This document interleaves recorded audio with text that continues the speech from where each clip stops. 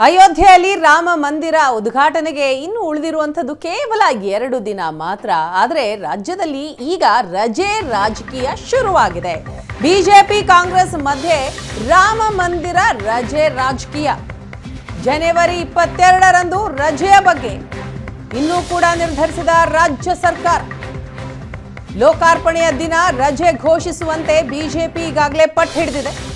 ಜನವರಿ 22 ಸೋಮವಾರ ಅಯೋಧ್ಯೆಯಲ್ಲಿ ರಾಮ ಮಂದಿರ ಉದ್ಘಾಟನೆ ಇದೆ. ಜೊತೆಗೆ ರಾಮಲಲ್ಲಾ ಪ್ರಾಣ ಪ್ರತಿಷ್ಠಾಪನೆ ಇದೆ. ಹಾಗಾಗಿ ರಜೆ ನೀಡಬೇಕು ಅಂತ ರಾಜ್ಯ ಸರ್ಕಾರವನ್ನ ಒತ್ತಾಯಿಸ್ತಾ ಇದೆ ಬಿಜೆಪಿ.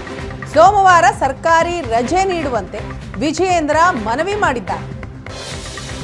ಸೋಮವಾರ ಅಹಿತಕರ ಘಟನೆ ನಡೆಯದಂತೆ ಎಚ್ಚರ ವಹಿಸಿ ಸರ್ಕಾರ ರಜೆ ಘೋಷಿಸಬೇಕು ಅಂತ ಈಗ ವಿಜಯೇಂದ್ರ ಆಗ್ರಹ ಮಾಡ್ತಾ ಇದ್ದಾರೆ.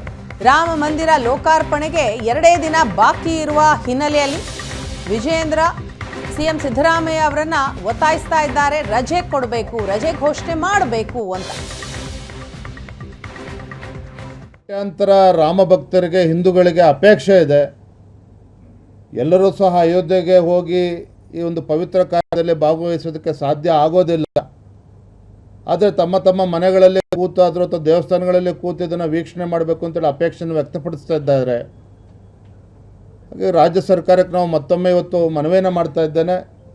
ಅವತ್ತು ರಜೆಯನ್ನು ಘೋಷಣೆ ಮಾಡಿ ಭಕ್ತರಿಗೆ ಅನುಕೂಲ ಮಾಡಿಕೊಡ್ಬೇಕು ಅಂತೇಳಿ ಮತ್ತೊಮ್ಮೆ ನಾನು ಒತ್ತಾಯವನ್ನು ಮಾಡ್ತಾ ಇದ್ದೇನೆ. ಜನವರಿ 22ನೇ ತಾರೀಕು ಈಗಾಗಲೇ ತಮಗೆಲ್ಲ ಮಾಹಿತಿ ಸಿಕ್ಕಿರೋ ಹಾಗೆ 22ನೇ ತಾರೀಕಿನ ಬೆಳಗ್ಗೆ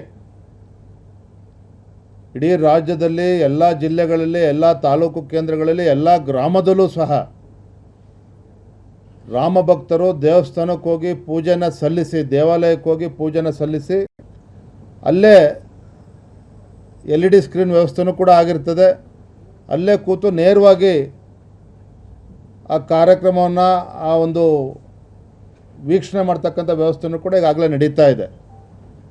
ಮತ್ತು ಅವತ್ತು ಸಂಜೆ ಅವರವರ ಮನೆಗಳಲ್ಲಿ ಉತ್ತರಾಭಿಮುಖವಾಗಿ 5 ದೀಪಗಳನ್ನು ಬೆಳಗಬೇಕು ಅನ್ನುವ ಅಪೇಕ್ಷೆ ಮಾನ್ಯ ಪ್ರಧಾನಮಂತ್ರಿಗಳಿದೆ. ಅದಕ್ಕೆ ಪೂರಕವಾಗಿ ಎಲ್ಲರೂ ಕೂಡ ಸ್ಪಂದನೆ ಮಾಡ್ತಾ ಇದ್ದಾರೆ.